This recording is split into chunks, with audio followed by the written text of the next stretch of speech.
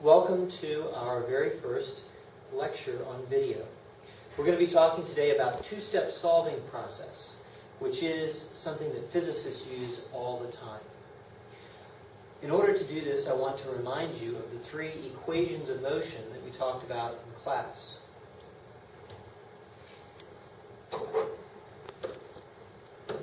Those three equations are V equals V0 plus AT, delta x equals V0t plus 1/2 AT squared, and V squared equals V0 squared plus 2a delta x.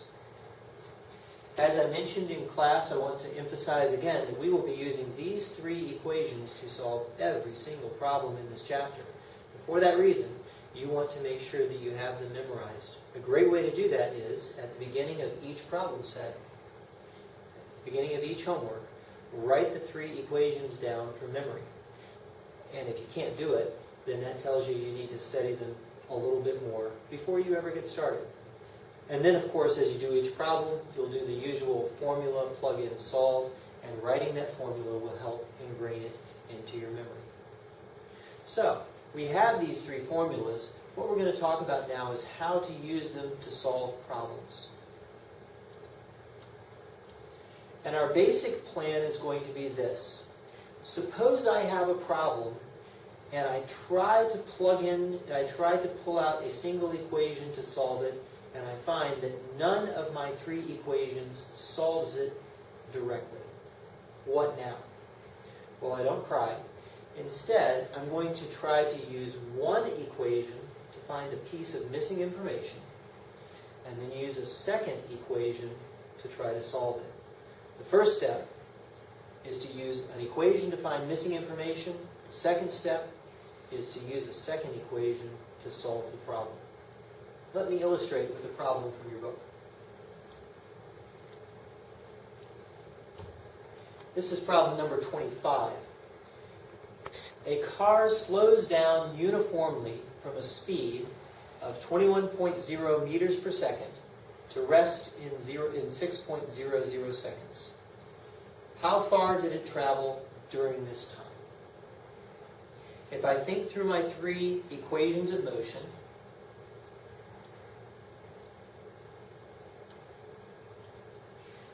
none of my three equations of motion will solve this problem directly.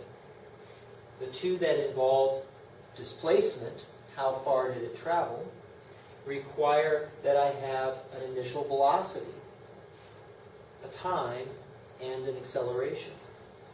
But the problem doesn't give me an acceleration, so I can't use that one. Likewise, this equation requires that I have an acceleration. So acceleration is a missing piece of information. Let's go back to the problem, break it down as we talked about in class, and then use our two-step method to solve it. First of all, let's identify the information using a diagram with numbers. We're told that we slow down from 21.0 meters per second to rest. And so that lets us create a diagram. When time is equal to 0, my initial velocity is 21.0 meters per second. And now, when time is equal to 6 seconds, my velocity is at rest. My velocity is 0. Okay, so this breaks down the problem into the given information. Now, the question is, how far did it travel during this time? The how far is going to be delta x. We're looking for delta x.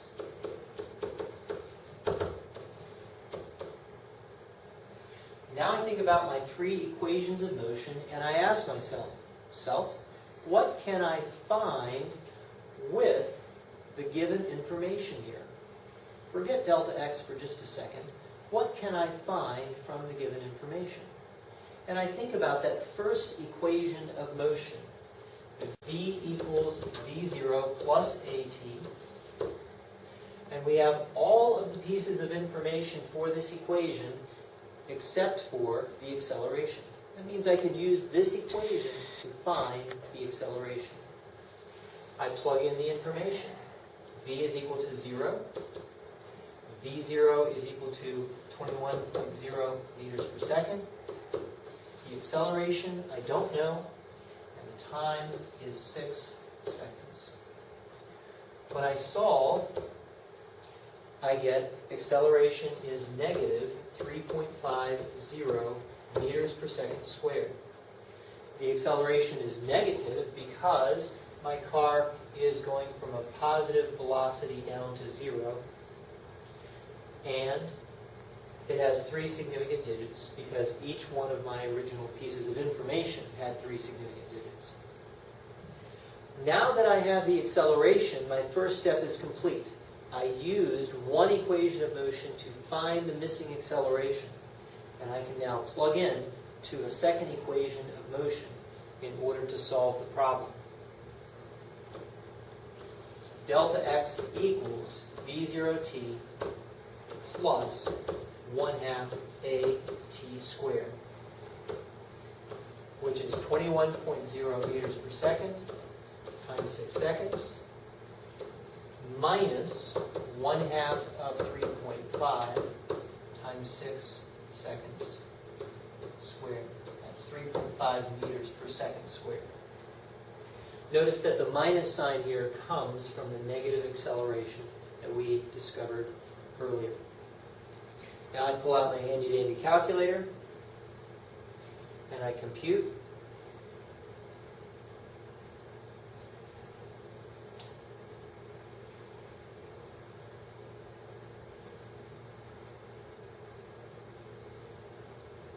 And I get 63.0 meters. Ta-da! So, the two-step process is, first, I identify, is there a missing piece of information? And if so, I use one of the equations of motion to find it. Having found it, I now plug in to a second equation of motion and solve the problem. And that's it. We're going to do this all the time this year. Okay? We're going to use the same method for a more complicated problem. We're going to be taking a look at number 44 in your book. This problem reads, a falling stone takes 0.28 seconds to travel past a window 2.2 meters tall. From what height above the window did the stone fall? And then they have a diagram here that shows the window with a height of 2.2 meters, and it describes the ball as taking 0.28 seconds to fall past the window. Now, one thing about this diagram is that it does not show everything that happens in the problem. One of the things that happens in the problem is that the ball gets dropped, and they don't show that. So let's improve our diagram by showing the point where the ball gets dropped, which is up here.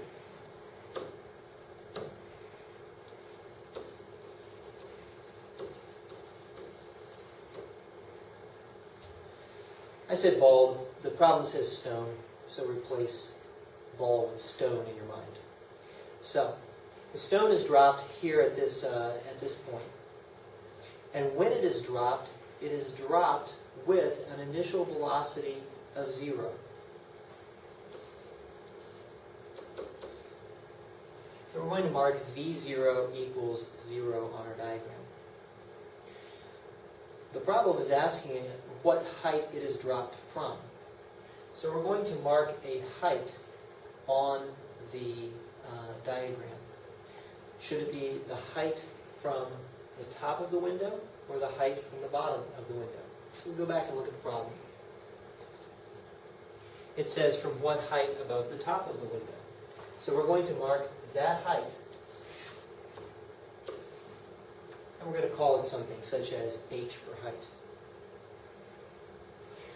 In addition, though, the ball continues to fall, and they tell us something about the amount of time that it takes for this portion to happen.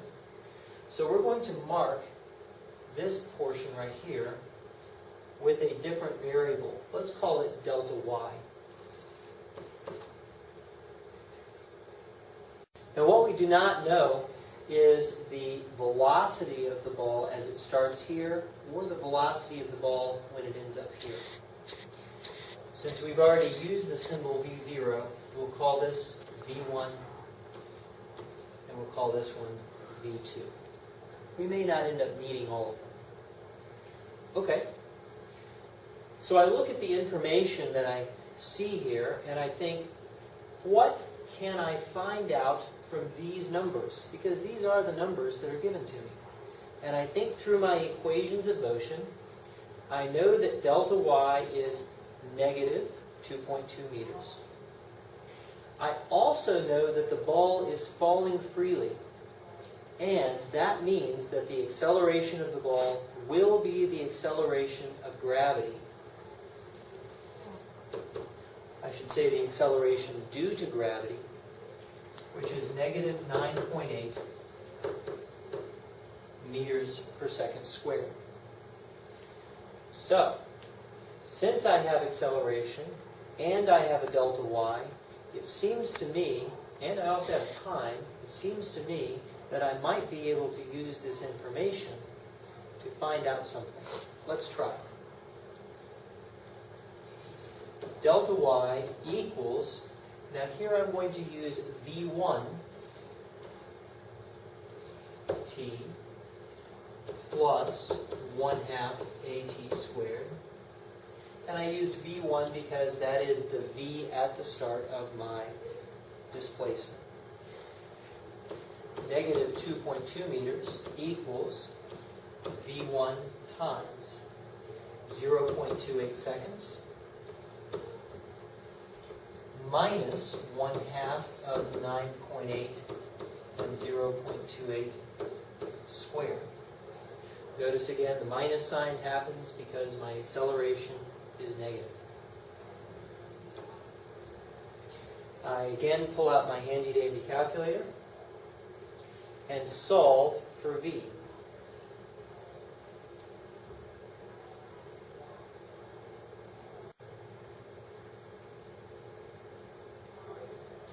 And that gets me negative 6.48 meters per second. It's closer to 6.49. Having found that V, I can now take and plug into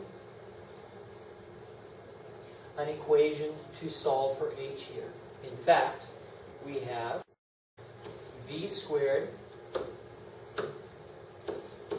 equals V0 squared, or in this case, V1 squared equals V0 squared, plus 2 times acceleration times the delta y for this process, which is negative h. And the V0 is the velocity that the ball has when it is dropped, which is 0. The V1 we found here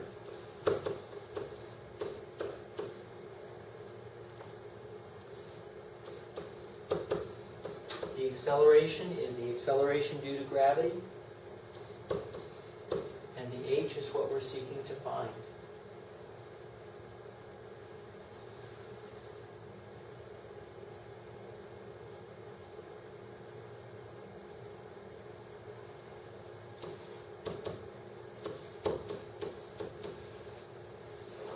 Solving for h, I get h is equal to 2.15 meters. And we're done. Once again, we used one equation to find out some missing information. In this case, the key was the velocity at the top of the window right here. Having found out that missing piece of information, we then used a second equation of motion to solve the problem. Good luck.